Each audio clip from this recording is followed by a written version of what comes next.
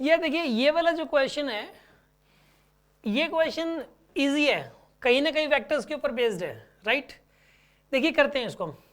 Football player is moving southward and suddenly turns eastward with the same speed to avoid an opponent, the force that acts on the player while turning is. इस type के जो questions हैं, मेरी जो vector की DPP है उसमें लगातार 5-6 क्वेश्चंस हैं। मैंने ये पहले ईस्ट में जा रहा था, उसमें अचानक मुड़ गया नॉर्थ की तरफ, नॉर्थ में जा रहा था अचानक ईस्ट की तरफ मुड़ गया, ईस्ट से साउथ की तरफ मुड़ गया। इस टाइप की जो उसमें चेंज इन वेलोसिटी वेक्टर बताओ, ठीक है ना। तो यहाँ पे इस टाइप के क्वेश्चंस काफ़ी सारे हमने दे रखे हैं, राइट। तो जिन्होंने वो वाले क्वेश्चंस कर लिए उनके लिए कुछ भी नहीं है, ठीक है ना, तुरंत कर लेंगे वो। देखिए इस क्वेश्चन को करने में देखो क्या याद रखना आपको। देखो सबसे बड़ी बात तो आपको ये पता होना चाहिए कि यार ये वाली जो डायरेक्शन है ये ईस्ट होती है, पहले तो ये वाली डायरेक्शन होती है वेस्ट, और ये वाली होती है नॉर्थ, और ये वाली होती है साउथ, ठीक है। अब इसने बोला कि जो फुटबॉल प्लेयर है वो पहले किस तरफ जा रहा है बताइए, साउथ, इस तरफ जा रहा है, इस तरफ जा रहा था जी। कितनी स्पीड से जा रहा था वो, v की स्पीड से मान लेते हैं, ठीक है ना।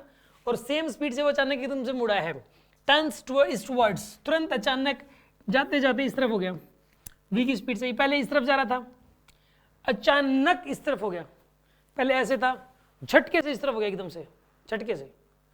ये बताना है कि इसके ऊपर फोर्स किस तरफ लगा होगा। यार वैसे तो सीधी सी बात है यार, फोर्स एकदम से इसी तरफ ऐसे लगा होगा ना झटका, तो ठीक है ना। उस फोर्स के दो कंपोनेंट आएंगे, एक इस तरफ एक इस तरफ।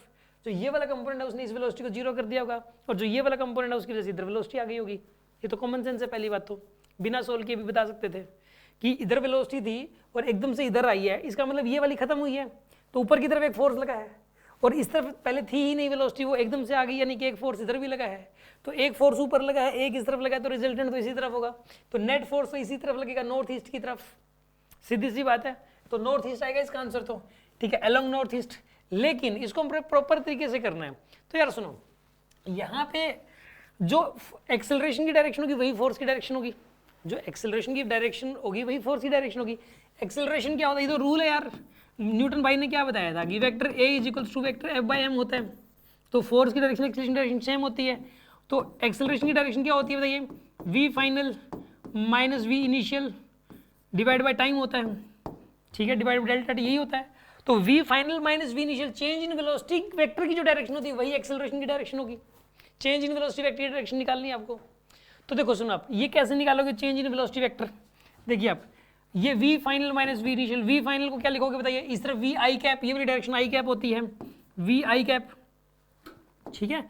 यहाँ पे आएगा ये v आई कैप हो गया, माइनस में ये वाली थी माइनस वी जे कैप थी direction, minus V J cap थी, ठीक है ना, डिवाइड बाय टाइम। टाइम से कोई मतलब नहीं, क्योंकि मैं डायरेक्शन निकालनी है यार, इसको सोल्व करो, डिवाइड बाय टाइम लिख भी दो चाहे। तो यहाँ पे टाइम दे नहीं रखा इसने, तो कोई बात नहीं है, ये v आएगा v आई कैप, ये minus minus plus V J cap, ठीक है, डिवाइड बाय टाइम। ये तो आएगा एक्सेलरेशन, इनटू में मास कर दो तो फोर्स भी आ जाएगा, कितना लगा। लेकिन यार ये सोचो कि ये डायरेक्शन किस तरफ है, ये वी आई कैप और वी जे कैप, तो इनका जो रिजल्टेंट है वो तो इसी तरफ बनेगा कहीं ना कहीं। आप इस तरीके से भी आप इसको सोच सकते हो।